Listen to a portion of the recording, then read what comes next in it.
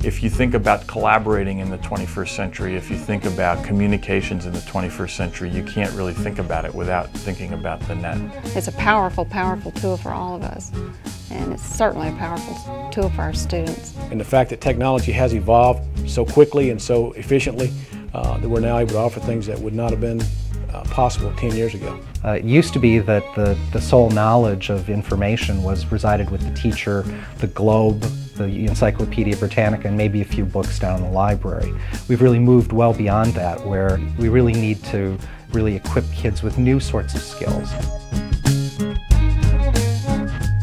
What we're discovering is that young people need a different set of skills now than they did 50 years ago.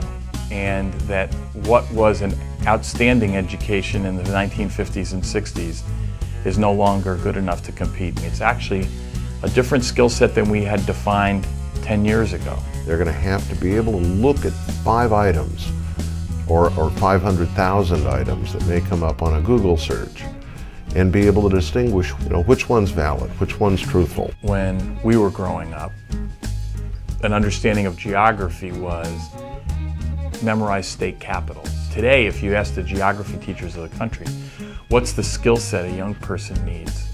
They talk about using global positioning software to help you determine potential sites for a park in a town.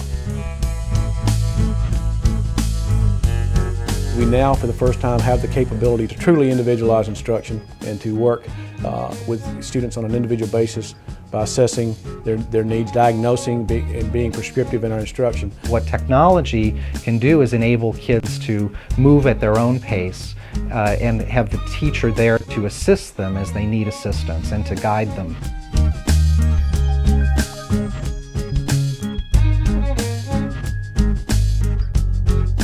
We see a number of nations around the world making tremendous investment in education, whether it's India or China, or whether it's Singapore or Australia. They see that their competitive advantage is the investment in their children's education. And until we catch up, in fact, until we exceed, we are in a very vulnerable position economically.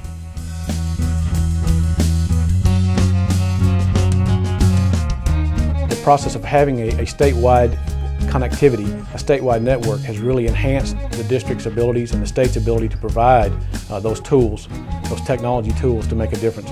When you have a network, you actually increase the resources that are available to your schools by actually combining the power of everybody together. We have realized for a long, long time that a managed service was an important part of making this work in schools. It's imperative in a K-12 environment or a pre-K-12 environment that we have managed internet service, that we don't just have internet service provided. To not have a managed service provider means that we don't have reliability on the network. And plus, if you don't have a managed service provider, it drives costs up for local schools.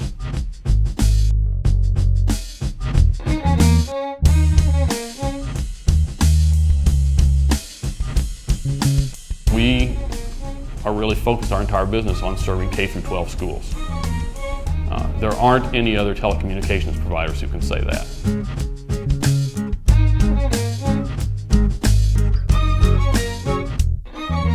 A lot of the folks here at ENA are ex-teachers, educators, in addition to network engineers.